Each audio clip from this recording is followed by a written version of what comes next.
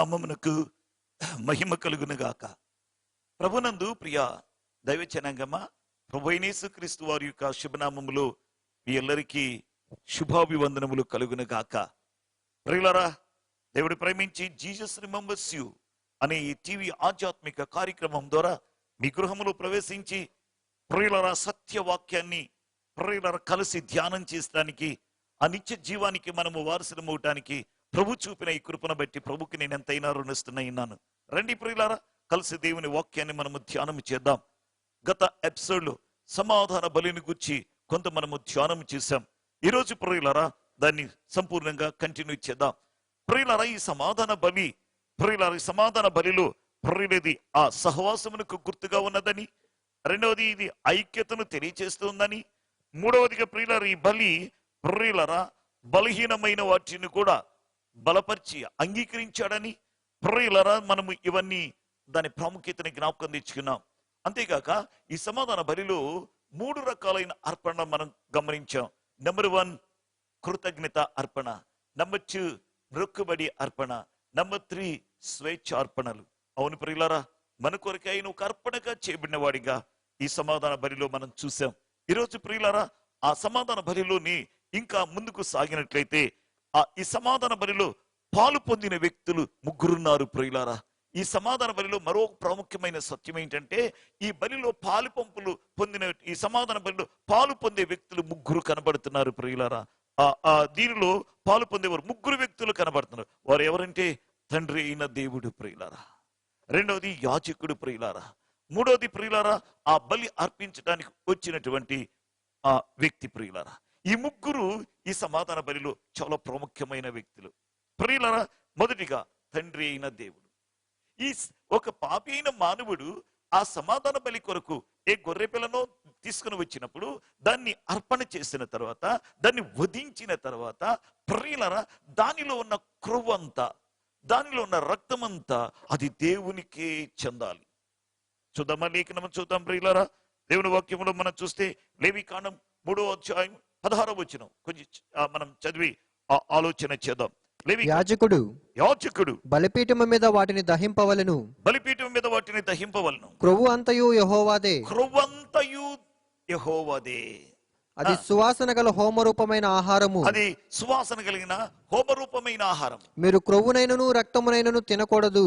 జాగ్రత్త సుమా, క్రొవ్వునైనను రక్తమునైనను మనం అంటుకోకూడదు. కారణం అది దేవునికే చెందింది. పాత నిబంధన గ్రంథములో ధర్మశాస్త్రములు ప్రియులారా ఈ విధముగా బలి అర్పించబడేది. మరి ఇప్పుడు నూతన నిబంధన కాలంలో నూతన నిబంధన విశ్వాస సంఘమైన మనము ఎలాంటి బలి అర్పణ, సమాధాన బలి ఎలా అర్పించాలి ప్రియులారా? క్రొవ్వంత అంటే అర్థం ఏంటంటే, శరీరములో ఉన్నటువంటి శ్రేష్టమైన భాగము క్రొవ్వే. అంటే ప్రియులారా దీని అర్థం శ్రేష్టమైనదంతా దేవునికే ఇవ్వాలి. Praise the Lord. నీ జీవితంలో ఏది శ్రేష్టం అనుకుంటున్నావో ఆ శ్రేష్టమైనదంతా దేవునికి మనం ఇచ్చేయాలి. అది మనం అంటుకోకూడదు. ఫర్ ఎగ్జాంపుల్, దేవుడు నీకు ఒక సమయం ఇచ్చాడు, 24 గంటలు ఒక దినములో. మరి సమయంలో శ్రేష్టమైన సమయం ఏంటి? అరుణోదయ సమయం. ఈ అరుణోదయ సమయం దేవునిది, అది ప్రతిష్ఠితమైంది కనుక అది మనం అంటుకోకూడదు, మనము అడుక్కోకూడదు. అర్థమవుతుందా? అలాగే నీ జీవితంలో ఏది శ్రేష్టమైందో, ఏది ప్రాముఖ్యమైందో, అలాగనే ఆ శ్రేష్టమైంది, ఆ ప్రాముఖ్యమైనది, ఆ క్రొవ్వు బలిపీఠం మీద దేవునికే అర్పించాలి. అది మనం అంటుకోకూడదు. దేవునికి స్తోత్ర. అంత మాత్రమే కాదు, మనం ఆరాధిస్తున్న తండ్రి అయిన దేవుడు శ్రేష్టమైన వాడు. ఆయన నామం శ్రేష్టమైంది, ఆయన వాక్యం శ్రేష్టమైనది, ఆయన పొందిన మనకిచ్చిన రక్షణ శ్రేష్టమైనది, పునరుద్ధానము శ్రేష్టమైనది. ఈ ప్రపంచములో వాటికి సాటి అయింది ఇంకొకటి లేదు, మరి ఎవరు ఇవ్వలేనిది. అంత శ్రేష్టమైన ఈవులు ఆయన మనకు అనుగ్రహించాడు. అందుకే అందరిలో అతి శ్రేష్ఠుడైన. Praise the lord. కాబట్టి ఆ శ్రేష్టమైనదంతా దేవునికే మనం అర్పించాలి. రెండవదిగా మనం చూస్తే బలి అర్పించిన వ్యక్తి.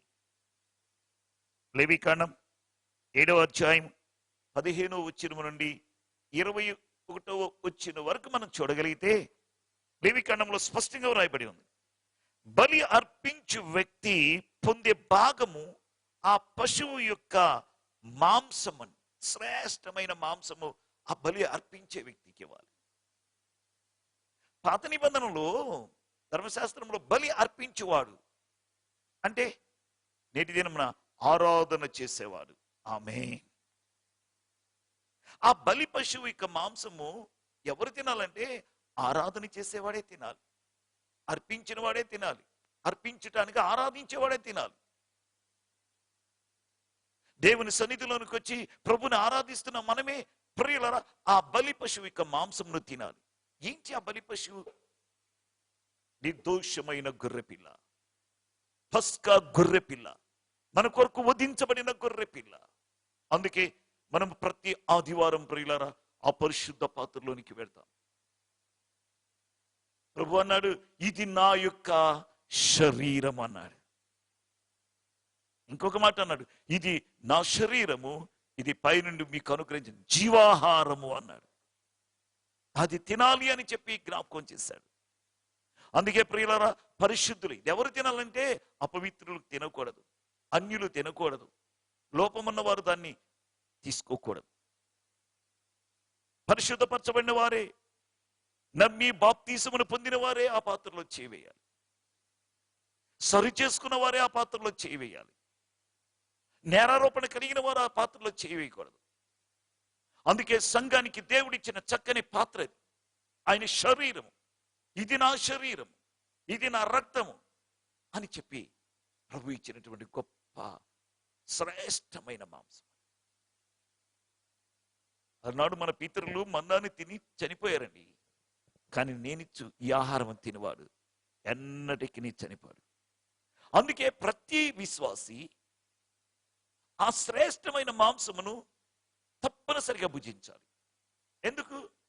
ప్రియులారా సహవాసము, సంతృప్తి, నిత్య జీవము కోసం. అందుకే దీని గురించి లేఖనాలు మన పరిశోధన చేస్తే యోహాను సువార్త 6వ అధ్యాయం 50వ వచనం నుండి 56వ వచనం వరకు మనం చూడగలిగితే శ్రేష్టమైన మాటలు కనబడుతున్నాయి. ఎందుకు తినాలి? బలి అర్పించిన వాడు ఎందుకు తినాలి? ఆరాధన చేసేవాడు ఎందుకు ఆ పాత్రలో పాలుభాగస్తుడవ్వాలి అని అంటే, మనము చావకుండినట్లు నంబర్ 1. నంబర్ 2, వారు ఎల్లప్పుడూ జీవించినట్లు. ఆహా, నిత్య జీవం. మూడవదిగా ప్రియులారా నిత్య జీవము గల వారమగుటకు, ఎల్లప్పుడూ ప్రభుతో జీవించే వారిగా ఉండటానికి. ఒక విశ్వాసిగా పరిశుద్ధ పాత్రలో ఎందుకు పాలు పంపులు పొందాలంటే, బలి అర్పించేవాడే దాన్ని ఎందుకు భుజించాలంటే, ఇదిగో లేఖనం క్లియర్గా మనకు తెలియజేస్తుంది. 4వదిగా మనం చూస్తే ప్రియులారా నిత్య జీవము గల వారమగుటకు. 5వదిగా అంత్యదినమున మనము లేపబడాలంటే, అంత్యదినమున మనం లేపబడాలంటే, మృతులలో నుండి మనం సజీవులం కావటానికి ఈ యొక్క పాత్రలో వధించబడిన పస్కా బలి పశువు యొక్క పాత్రలో ఆ మాంసమును మనము తినాలి. ఇంకా మనం చూస్తే ప్రియులారా 6వదిగా చూస్తే 56వ వచనంలో మనం చూస్తున్నాం యేసయ్యలో నిలిచి ఉండటానికి. 7వదిగా చూస్తే ఎవరు నా యందు నిలిచి ఉంటారో వాడు బహుగా ఫలిస్తాడు, ఆశీర్వదించబడతాడు, వర్ధిల్లుతాడు. అవునండి, మనము మన బిడ్డలు మన కుటుంబాలు వర్ధిల్లటానికి, ఆశీర్వదించబడటానికి, ఫలభరితముగా మనం జీవించడానికి, యేసయ్యలో నిలిచి ఉండటానికి, నిత్య జీవము కోసం, అంత్య దినములు లేపబడటానికి కోసం. అందుకే ప్రతి ఆదివారం ఆరాధనలు ప్రియులారా సంఘమంతా బల్ల చుట్టూ చేరి ఒలీవ మొక్కల వలి ఆ బల్ల చుట్టూ చేరి ఆయన శ్రేష్టమైన అదిగో పస్కా గొర్రె పిల్లగా మన కొరకు వధించబడిన ఆ శరీరం అనే మాంసము మనం భుజిస్తూ ఉన్నాం. ప్రైజ్ లా. అందుకని లేవికాండంలో మనం చూస్తున్నాం ప్రియులారా 7వ అధ్యాయం 15వ వచనంలో ఏమంటున్నాడంటే, అది అర్పించిన వ్యక్తికే ఇవ్వాల్సిందే. అంటే ఆరాధన చేసే వ్యక్తి అది తినాలి, అన్యులు తినకూడదు. రక్షించబడిన వారే, బాప్తిసం తీసుకున్న వారే, సరిచేయబడి లోపం లేకుండా ఉన్నవారే, సరిదిద్దుకున్న వారే ఆ పాత్రలో చేయవేయాలి. Praise the lord. ప్రియులారా, లేవికాండం 7:15 చూస్తే ఇక్కడ ఒక విషయం గుర్తించాలి. ఏమనగా ఆ బలి పశువు మాంసమును అతడు అర్పించిన నాడే తినాలి. దానిలో ఏది మరునాటి వరకు ఉండకూడదు. అన్యులు దాన్ని తినకూడదు. ఆహా, దాన్ని మిగిల్చకూడదు. ఆ రోజే దాన్ని పూర్తిగా తినేసేయాలి. అందుకే మనం ప్రతిదినము ఆయన సహవాసము అనుభవించచ్చు, క్రొత్తగా అనుభవించచ్చు. ప్రతిదినం ఆయనలో ఫెలోషిప్ కలిగిన వారమై, సహవాసం కలిగిన వారమై, ఆయన వలె వెలుగులో నడుచుకోవాలని ప్రియులారా ఆ బలి పశువు యొక్క మాంసము అనగా పరిశుద్ధమైన పాత్రను మనము భుజిస్తూ ఉన్నాం. ఆహా, దేవుడు ఎంత గొప్పదని. ఎప్పటి వరకు? నేను వచ్చు పర్యంతం వరకు అన్నాడు. ఆయన రెండవ రాకడలో వచ్చు పర్యంతం వరకు సంఘానికి దేవుడిచ్చి ఆయన శరీరం అని వాక్యము ద్వారా, ఆ శరీరం అనే మాంసము ద్వారా తిని మనం బలపరచబడుతూ ఉన్నాం, శక్తిమంతులంగా సిద్ధపాటు కలిగి ఉండటానికి. హల్లెలూయా. దేవునికి స్తోత్రం కలుగును గాక, దేవునికి మహిమ కలుగును గాక. కాబట్టి ప్రియులారా, ఇక్కడ మనం చూస్తున్నాం, మొదటిగా ఆ క్రొవ్వు, ఆ రక్తము దేవునికే చెందాలి, మనం అంటుకోకూడదు. క్రొవ్వు అనగాని మనకి ఇప్పుడు అర్థమైంది, శ్రేష్టమైన భాగం అది. ఆయన శ్రేష్ఠుడు, ఆయన నామము శ్రేష్టమైనది, ఆయన వాక్యము శ్రేష్టమైనది, ఆయన ఇచ్చిన రక్షణ శ్రేష్టమైనది, దానికి సాటి లేదిక, ఎవరు ఇవ్వలేనిది. ఆయన పునరుద్ధానము శ్రేష్టమైంది. హల్లెలూయా. కాబట్టి ఆయనే శ్రేష్ఠుడు, అందరిలో అతి శ్రేష్ఠుడు. ఆహా, అతి శ్రేష్ఠుడైన దేవునికి మన జీవితంలో శ్రేష్టమైన భాగం ఇచ్చేసేయాలి. అది క్రొవ్వంత బలిపీఠం మీద పెట్టడం అంటే అర్థం. దేవునికి మహిమ కలుగును గాక. హల్లెలూయా. అలాగనే ప్రియులారా, రెండవది యాజకుడు అర్పించిన వ్యక్తి దాన్ని తినాలి. అందుకే ప్రతి ఆదివారం సంఘములో చేరి ఆయన పరిశుద్ధ పాత్రను మనం జ్ఞాపకం చేసుకుంటూ, జ్ఞాపకార్థమైన నైవేద్యం అది. నైవేద్య అర్పణలో మనము ధ్యానం చేశాం. జ్ఞాపకార్థమైన నైవేద్యం ప్రభు వచ్చే వరకు ఆయన మరణ పునరుద్ధానములను జ్ఞాపకం తెచ్చుకుంటూ ప్రచురపరచచ్చు. ఆహా, సంఘానికి దేవుడిచ్చిన గొప్ప ఈవి అది. మూడవదిగా మనం చూస్తే అక్కడ ఇంకొక వ్యక్తి ఉన్నాడు, యాజకుడండి. ఒకటి తండ్రి అయిన దేవుడు, రెండవది బలి అర్పించడానికి వచ్చిన వ్యక్తి, అంటే ఆరాధించడానికి వచ్చిన వ్యక్తి. మూడో వ్యక్తి అక్కడ యాజకుడు కనపడుతున్నాడు. ధర్మశాస్త్ర ప్రకారంగా పాత నిబంధన సంఘములు యాజకుడు ఎవరు? యాజకుడు అంటే లేవీయులే యాజకులుగా ఉండేవారు. అహరోను లేవీ వంశస్థుడు. అహరోను తర్వాత అతని కుమారులు, వారి తర్వాత వారి కుమారులు, వారి తప్ప యాజకత్వం చేసేవారు ఇంకెవరు ఉండకూడదు. దేవుడు వారిని యాజకులుగా ఎన్నుకున్నాడండి. కానీ నేటి క్రొత్త నిబంధన ప్రకారం క్రీస్తు రక్తములు కడగబడిన మనమందరము యాజకులమే, రాజులైన యాజక సమూహం. చూడండి, ప్రకటన గ్రంథం 1వ అధ్యాయం 6వ వచనం మనం చూద్దామా? ప్రకటన గ్రంథం 1వ అధ్యాయం 6వ వచనంలో పరిశుద్ధాత్మ దేవుడు స్పష్టంగా చెప్పాడు, మనలను ప్రేమించుచు తన రక్తము వలన మన పాపముల నుండి మనల్ని విడిపించిన వానికి మహిమయు ప్రభావమును యుగయుగములు కలుగును గాక. ఆమేన్. ఆయన మనలను తన తండ్రియగు దేవునికి ఒక రాజ్యముగాను యాజకులను గాను చేసెను. ఆనాడైతే లేవీ వంశస్థులే యాజకులు, వారి తర్వాత వారి బిడ్డలే యాజకులుగా ఉండాలి. యాజకత్వం చేయటానికి ఎవరికి అర్హత లేదు. నేడైతే క్రీస్తు రక్తములో కడగబడిన మనమందరము యాజకులుగా ఉండిపోయాం. దేవుడు యాజకులుగా మనల్ని చేశాడు, రాజులైన యాజకులుగా మనల్ని చేశాడు. హల్లెలూయా. ఆయన పరిచర్య చేయటానికి, ఆయన నామాన్ని ప్రకటించటానికి, ఆయన హెచ్చించటానికి, ఆయన గణపరచటానికి, ఆయన శ్లాఘించటానికి, ఆయన కీర్తించటానికి, ఆయన గొప్ప చేయటానికి, ఆయన రాజ్యాన్ని కట్టడానికి నీవు నేను ఒక యాజకులుగా దేవుడు ఎన్నుకున్నాడు. అయితే ఈ యాజకునికి కూడా శ్రేష్టమైన భాగం ఇచ్చాడు దేవుడు. ఏమి ఇచ్చాడో చూద్దామా? లేవికాండం 7వ అధ్యాయం 29 నుండి 35 వచ్చిన వరకు చూస్తే, ఆ ఉదించబడిన గొర్రెపిల్ల ఉన్నది, ఆ సమాధాన బలి పశువు ఉన్నది, దానిలో శ్రేష్టమైనది ప్రత్యేకపరిచి యాజకునికి ఇవ్వాల్సి వచ్చింది. యాజకునికి దేవుడు సిద్ధపరిచాడండి. ఏమి ఇవ్వాలంటే దేవుని వాక్యం చెబుతుంది ప్రియులారా. మనం అక్కడ చూస్తే యాజకుడు 7వ అధ్యాయము 32వ వచనం నుంచి చదువమ్మా. 32వ వచనం నుంచి చదువు. సమాధాన బలి పశువులలో నుండి ప్రతిష్టార్పణముగా యాజకునికి కుడి జబ్బనియ్యవలెను. యాజకునికి కుడి జబ్బనివ్వాలెను. అహరోను సంతతి వారిలో ఎవడు సమాధాన బలియగు పశువు రక్తమును క్రొవ్వును అర్పించునో కుడి జబ్బ వానిదగును. కుడి జబ్బ వానిదగును. ఇంకా ముందు భాగంలో 29వ వచనం నుంచి మనం చూస్తే, యాజకుడు బలిపీఠము మీద ఆ క్రొవ్వును దహింపవలెను. కాని బోర అహరోనుకును అతని సంతతి వారికి చెందును. అతని సంతతి వారికే చెందును. అంటే యాజకునికి మాత్రమే చెందును.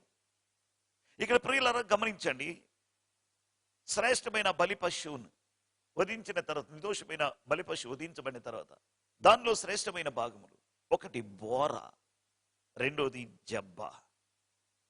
ఈ మాటలు మనకు అర్థం కాకపోవచ్చు, కానీ ఆ బలి పశువులో శ్రేష్టమైన భాగములు యాజకునికే చెందుతాయి అంట. బోర అనగా అర్థం ప్రియులారా, ఈ యొక్క రొమ్ము భాగమును బోర అంటాం. ఈ రొమ్ము భాగము అంటే అర్థం ఏంటో తెలుసా? ఇది దేవుని యొక్క ప్రేమకు సూచనగా కనబడుతుంది. అందుకే యోహాను గురించి వ్రాయబడ్డది, అతడు ఆయన యొక్క రొమ్మున ఆనుకున్నవాడు అని రాయబడింది. అంటే దాని అర్థం ఆయన ప్రేమను రుచి చూచిన వాడు. అదండి దాని ప్రాముఖ్యత. అది ప్రేమకు సాదృశ్యముగా కనబడుతుంది. అందుకే మనం ఆరాధిస్తున్న దేవుడు ఎల్ షడాయ్ అంటున్నాం. ఎల్ షడాయ్ అంటే సర్వశక్తిమంతుడు అని అర్థం. రెండో అర్థం ఏంటో తెలుసా? తల్లి వంటి రొమ్ములు కలవాడు అని అర్థం. అంటే అర్థం తల్లి వంటి రొమ్ములు అంటే ఏంటంటే బిడ్డను పాలిచ్చి, ఆహారం ఇచ్చి, పోషించి, సంరక్షించి, లాలించే గొప్ప దేవుడు ఆయన. తల్లి ఎలాగ బిడ్డను ఆదరిస్తుందో, తల్లి ఎలాగ బిడ్డను పోషిస్తుందో, తల్లి ఎలాగ బిడ్డను ప్రేమిస్తుందో అలాగ ప్రేమించి, పోషించి, ఆదరించే దేవుడు అని అర్థం. అక్కడ ఎల్ షడాయ్ అనగా హెబ్రీ భాషలో మనం చూస్తున్నాం. కాబట్టి నా ప్రియ దేవుని బిడ్డలారా, సర్వశక్తివంతుడని ఒక అర్థం ఉంది, రెండో అర్థం ఇది కూడా ఉన్నది. కాబట్టి అక్కడ ఆ రొమ్ము అనేది ఏముందంటే ప్రేమకు సాదృశ్యంగా కనపడుతుంది. అలాగైతే ప్రియులారా, ఈ ప్రేమ మనలోకి ఎలా వచ్చింది అనంటే, ఇప్పుడు యాజకులం ఎవరంటే మనమే. అంటే ఈ యాజకునికి ఈ ప్రేమ ఎలా దొరికిందంటే పరిశుద్ధాత్ముడు. ఈ మాట చదువుదామా? రోమాపత్రిక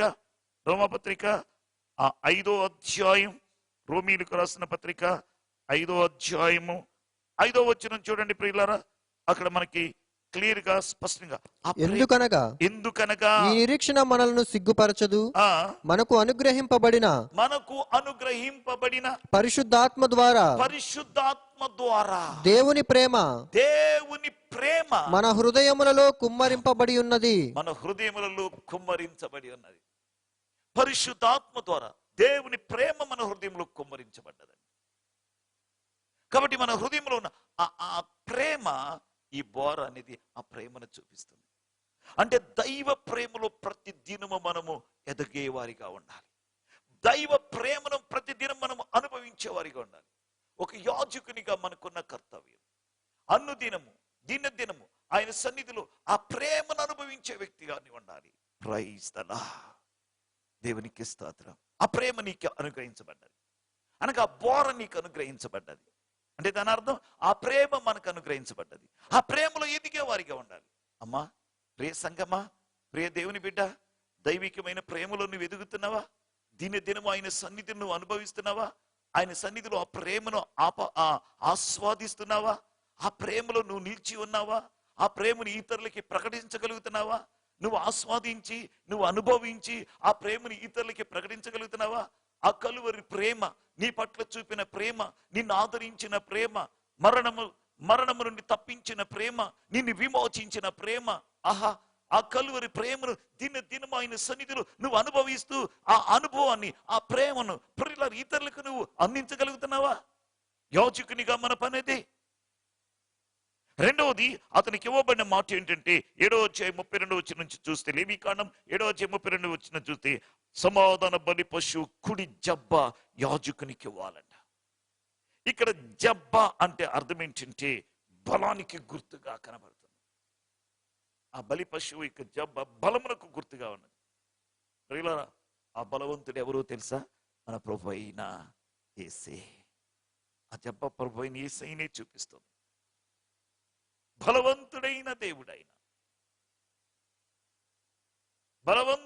దేవుడు ప్రియులారా, ప్రభు అయిన యేసును మనకు చూపిస్తుంది ప్రియులారా. అంటే ఆ బలవంతుడైన దేవుని ప్రతిదినము మనం తీరుట వలన మనము గొప్ప కార్యాలు చేయగలుగుతాం దేవునిలో. ఆమేన్. అందుకే దానియేలు గ్రంథం 11:32 మనం చూస్తే, పరిశుద్ధ బైబిల్ గ్రంథం చక్కగా చెబుతుంది ప్రియులారా, మనం బలవంతులమై ప్రతి దినం ప్రియులారా ఆ యేసులో ఆ శక్తిని పొందుకొని, దైవ సన్నిధిలో ఆ శక్తిని, ఆ బలాన్ని పొందుకొని, ప్రియులారా దానియేలు గ్రంథం 11:32 ప్రకారం అందుకతడు ఇచ్చకపు మాటలు చెప్పి నిబంధనను అతిక్రమించి వారిని వశపరుచుకొనుము. అయితే తమ దేవుని ఎరుగువారు బలము కలిగి గొప్ప కార్యములు చేసెదరు. Praise the lord.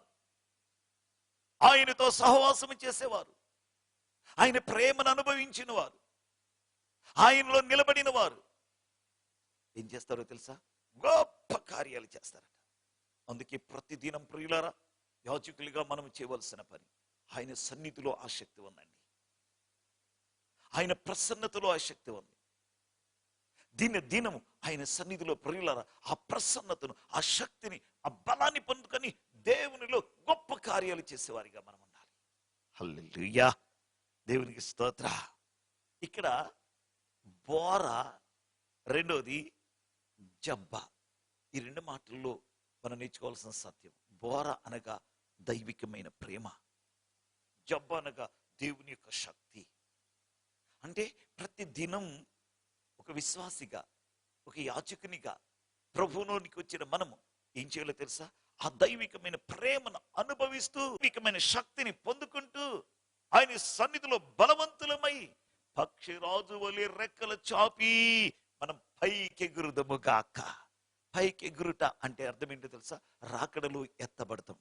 ఏ వ్యక్తి అయితే దైవ ప్రేమను పొందుకుంటూ, దైవ ప్రేమను అనుభవిస్తూ, ప్రియులారా దైవ శక్తిని ఆయన సన్నిధిలో అనుభవిస్తూ, అటు దైవ ప్రేమను, దైవ శక్తిని దేవునిలో దినము ఆనందిస్తూ బలపరచబడి ప్రియులారా రాకడికి మనం ఎత్తబడుదము గాక. రాకడలో మనము ఎత్తబడుదము గాక. Praise the Lord. ఆ అనుభవం కోసమే ఈరోజు ప్రియులారా ఈ మాటలు ప్రభు మనకు అందిస్తున్నాడు. అమ్మా విశ్వాసి, ప్రియ దేవుని బిడ్డ, అయ్యా ఈరోజు ఈ మాటలు వింటున్నా, నీ జీవితంలో ఆ ప్రేమను నువ్వు రుచి చూస్తున్నావా? ఆయన సన్నిధిలో నువ్వు అనుభవించి ఆ బలాన్ని పొందుకుంటున్నావా? నీకు దేవుడు ఇచ్చినటువంటి భాగ్యం ఇది, దేవుడు నీ కోసం ప్రత్యేకపరిచిన భాగం ఇది. ఆ భాగ్యాన్ని నువ్వు పొందుకుంటున్నావా? ఏదో ప్రార్థనకు వస్తున్నావు, వెళ్ళిపోతున్నావు కదా, ఏదో కొంత సమయం కూర్చొని హాజరించుకుంటున్నావు, వెళ్ళిపోతున్నావు. ఇంకా కాలేదేంటి, ఈ ప్రార్థన అవ్వలేదేంటి అని ఎదురు చూస్తున్నావు, టైంకెళ్ళి చూస్తున్నావు. కానీ దైవ సన్నిధిలో నా శక్తిని నువ్వు అనుభవిస్తున్నావా? దేవుడు తన సేవకుని నోటి నుండి వస్తున్న మాటలలో ఉన్న సృజనాత్మకమైన శక్తిని నువ్వు అనుభవించగలుగుతున్నావా? ఆ ప్రేమను నువ్వు పొందుకోగలుగుతున్నావా? దేవుని వాక్యంలో ఆ శ్రేష్టమైన ప్రేమను దాచిపెట్టాడు. ఆ వాక్యములో దేవుని యొక్క శక్తి ఇమిడి ఉన్నది. ప్రియులారా ఈరోజు సంఘం ఎలాగున్నది? ఈరోజు నీ యొక్క ఆరాధన ఎలాగున్నది? సమాధాన బలి ద్వారా నీతో సమాధాన పరచుకోవాలని, సమాధానం లేని మన జీవితాలని సమాధాన పరచాలని ప్రియులారా 2020 పూర్వమే ఆయన ఏం చేశాడో తెలుసా? ఒక మానవుడిగా, ఒక రిక్తునిగా, ఒక దాసునిగా తన శరీరం, తన రూపాన్ని కోల్పోయి నీ కొరకు ఒక మానవుడిగా దిగి వచ్చాడు. ఎందుకో తెలుసా?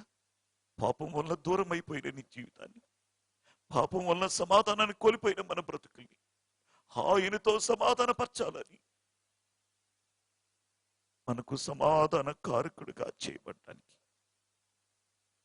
నీ కొరకు నా కొరకు ఆ కలువరి శిలువలో తన ప్రాణాన్ని ధారపోశాడు, తన రక్తాన్ని ధారపోశాడు, తన ప్రాణాన్ని అర్పించాడు. ప్రియుల సమయంలో ఆ ప్రేమ కలిగిన దేవుడు నిన్ను పిలుస్తూ ఉన్నాడు. ఎంతకాలం నువ్వు దూరంగా ఉంటావు? ఎంతకాలం ఆ ప్రేమకు ఎడమగా ఉంటావు? ఎంతకాలం అయిన శక్తిని నువ్వు పొందుకోకుండా, రాకడలో నువ్వు ఆయుధపరచబడకుండా, ఓ విశ్వాసి, ఓ ప్రియ దేవుని బిడ్డ, ఎంతకాలం నువ్వు ఇలాగుంటావు? రా, ఈరోజు ప్రభు నిన్ను పిలుస్తూ ఉన్నాడు. ఆ కలువరి ప్రేమ నిన్ను ఆహ్వానిస్తుంది. ఆయన చేతులు చాపి నిన్ను బ్రతిమాలుతున్నాడు. అమ్మా, అయ్యా, లోకాశలతో కొట్టుకుపోతున్నావు కదా, దేవుని ప్రేమను చులకనగా ఇచ్చావు కదా, వధించబడిన ప్రేమ, యాగమైపోయిన ప్రేమ ఈరోజు నిన్ను పిలుస్తుంది. నీ శాపమునంతటిని భరించిన వాడు, మన పాపమును మన శాపాన్ని భరించి ఆ కలువరిలో యాగమైపోయిన ఆ కలువరి ప్రేమ ఈరోజు నిన్ను పిలుస్తోంది. వస్తావా? ఆ కలువరి యుద్ధకు వస్తావా? ఆ కలువరి నీటిలో నీకు సమాధానం. లోకములో ఎక్కడ మనకి సమాధానం లేదు. ఎందుకో తెలుసా? నిన్ను సమాధాన పరచాలని దేవునితో ఆయనే కలువరిలో యాగమై సమాధాన బలిగా అర్పణ చేయబడ్డాడు. ఆ సమాధాన బలి ఈరోజు నీకు నాకు సమాధానం ఇచ్చింది, దేవునితో ఐక్యపరిచింది.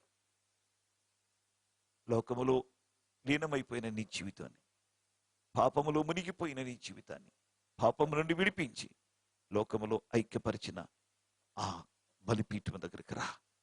దేవుడి నిన్ను దీవించును గాక. ప్రార్థన చేసుకున్నాం. ప్రేమ నమ్మకమైన తండ్రి, నీకు స్తోత్రాలు. పాపం వల్ల సమాధానాన్ని కోల్పోయి దూరం అయిపోయిన పాపి అయిన మానవుని విమోచించాలని కలువరి సిలువలో మా కొరకు శాపగ్రాహిగా నాయన మా పాపములకు ప్రభు ప్రాయశ్చిత్తము చేసినందుకు నీకు స్తోత్రాలు. ఈరోజు ప్రభు ఇంకెంతమంది ఆ ప్రాయశ్చిత్తము అనుభవంలోనికి రాలేదో అటు వారందరినీ ఆ సమాధాన కారకులైన నీ యొక్క బలిపీఠం ఎదుకు తీసుకున్నారండి. ఈ మాటలు వింటున్న ప్రతి బిడ్డ హృదయంలో ఈ మాటలు శక్తివంతముగా పనిచేయును గాక. వారి జీవితాలు ఆశీర్వదించబడిన గాక. నీకే మహిమ తెచ్చుకోమని యేసు నామములో స్తుతిస్తున్నాము తండ్రి. ఆమేన్. God bless you. ప్రియులారా, ప్రభువైన యేసుక్రీస్తు నామములో మిమ్మల్ని ప్రేమతో ఆహ్వానిస్తున్నాను. చీరాలలో బస్ స్టాండ్ ఎదురుగా ఉన్నటువంటి డాక్టర్ బిఆర్ అంబేద్కర్ ఆడిటోరియంలో ప్రత్యేక ఉపవాస కూడిక ప్రతి నెల 3వ బుధవారం పగలు 10 గంటల నుండి ప్రియులారా ప్రారంభించబడుతుంది. రండి. దేశ రక్షణ కొరకు, దేశ క్షేమం కోసం, కుటుంబాల రక్షణ కోసం, ప్రియుల సంఘ క్షేమాభివృద్ధి కోసం అనేకులముగా కూడి వచ్చి ప్రత్యేక ఉపవాస ప్రార్థనలో పాలుభాగస్తులు పొందడం. నీ సమస్య ఎలాంటిదైనా, నీవు ఎలాంటి స్థితిలో నీవు ఉన్నప్పటికీ, అది కుదరని వ్యాధి అయినా, ప్రతికూల పరిస్థితులైనా, నీ కుటుంబ సమస్య ఏదైనా సరే నీ కన్నీరు నాట్యంగా మార్చడానికి దేవుడు ఇష్టపడుతున్నాడు. మీరందరూ కలిసి ఆ కూడికలో మనమందరం పాలిభాగస్తులమై విజ్ఞాపన చేద్దాం. ప్రతి సమస్యకు పరిష్కారం కలుగున గాక. చీరాల పరిసర ప్రాంతంలో ఉన్నటువంటి ప్రియులందరికీ శుభవార్త. ఏ సంఘమునకు మీరు చెందని వారైతే ప్రభువుని కలిసి ఆరాధించడానికి లీవ్ ఫర్ క్రైస్ట్ మినిస్ట్రీస్ సహవాసం వారు చీరాలలో ప్రియులారా ఏర్పాటు చేసినటువంటి ఆరాధనకు వచ్చి కలిసి ప్రభువుని ఆరాధన చేద్దాం. నిత్య జీవానికి వారసులమవుదాం.